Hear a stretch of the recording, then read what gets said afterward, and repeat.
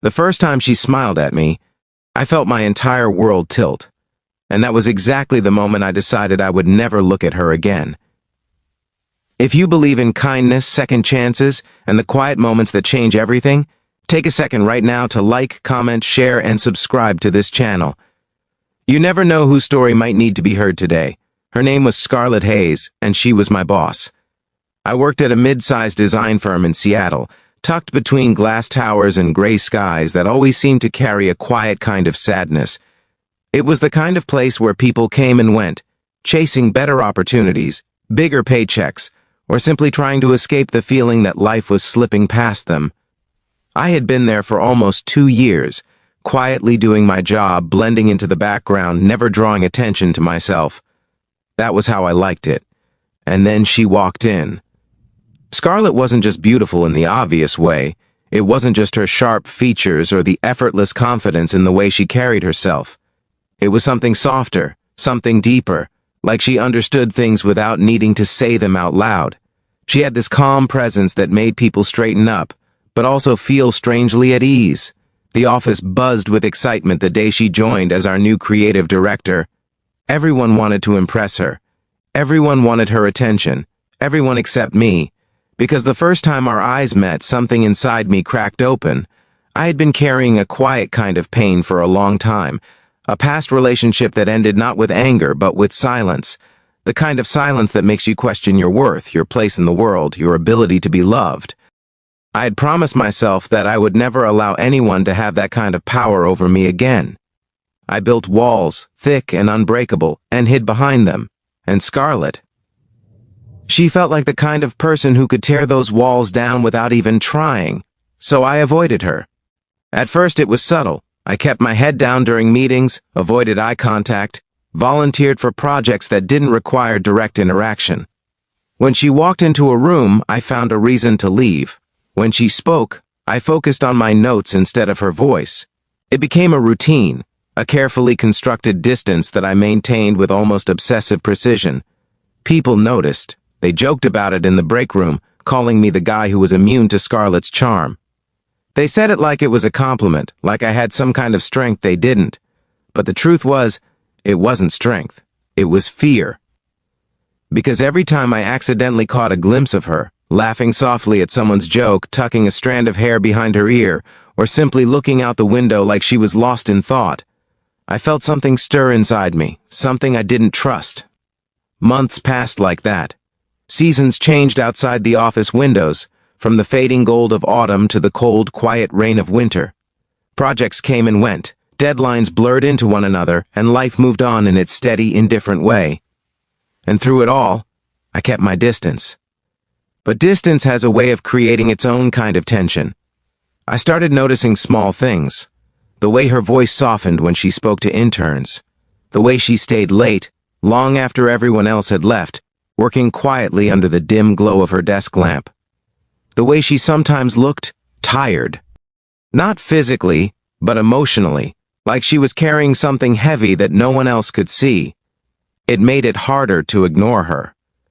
One evening, I stayed late to finish a project that had been weighing on me all week. The office was nearly empty, the usual hum of conversation replaced by the faint sound of rain tapping against the windows. I thought I was alone until I noticed a light still on in the corner office. Her office. I hesitated. Part of me wanted to leave, to stick to the routine I had built so carefully, but something else, something quieter but stronger, kept me rooted in place. I found myself walking toward her office before I could fully understand why. The door was slightly open. She was sitting at her desk, staring at her laptop, but it was clear she wasn't really seeing it. Her posture was different, less composed, like the weight she carried during the day had finally caught up with her. There was a kind of stillness in the room that felt almost fragile. For a moment I just stood there. Then she looked up. Our eyes met again, just like they had on that first day. And just like before, something shifted inside me. I expected her to look away, or to say something formal, something distant. But she didn't. She just held my gaze, her expression softening in a way that made it impossible to pretend this was just another professional interaction. For the first time in months, I didn't look away. That moment felt longer than it probably was, stretched thin by everything I had been avoiding. I realized then that avoiding someone doesn't make the feelings disappear, it just buries them deeper, where they grow quietly, waiting for a moment like this. I stepped inside. The conversation that followed wasn't dramatic. There were no grand confessions or life-changing revelations. It was simple, almost ordinary. We talked about work at first, about the project I was finishing, about deadlines and expectations. But gradually, the conversation shifted. She asked me why I always seemed to disappear whenever she was around. I didn't have a good answer. I could have lied. I could have said I was just busy, or that it was a coincidence. But something about the way she looked at me made lying feel impossible. So I told her the truth. Not all of it, but enough. I told her that sometimes it's easier to stay invisible than to risk being seen. She didn't laugh, she didn't dismiss it or try to fix it. She just listened, and in that quiet, understanding silence, I felt something I hadn't felt in a long time. Seen. Over the next few weeks, things began to change. I didn't avoid her anymore. It wasn't a sudden transformation, but a gradual shift. I started staying in meetings instead of finding excuses to leave. I allowed myself to meet her gaze, to engage in conversations, to exist in the same space without feeling like I needed to run. And the more I let my guard down, the more I realized that she wasn't someone to be feared. She was someone who understood. Scarlett had her own struggles, her own quiet battles that she didn't share with the rest of the office. She had taken the job to start over, to rebuild something in her life that had been broken.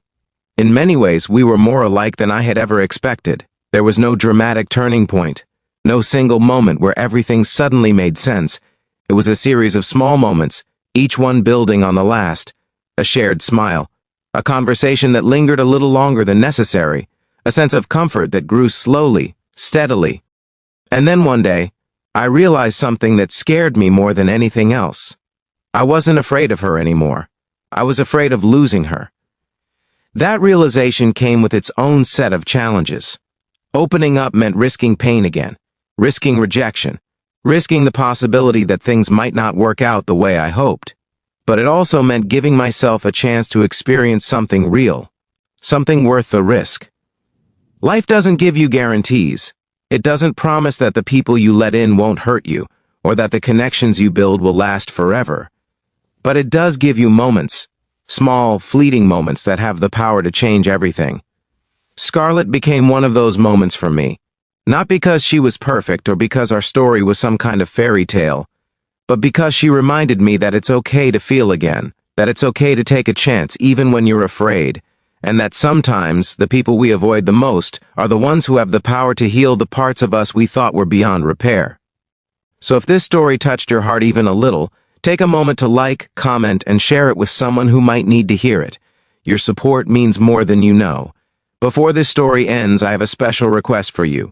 Comment below and tell me, have you ever avoided someone because you were afraid of what you might feel? Because the truth is, avoiding her didn't protect me, it just delayed the moment I finally started living again.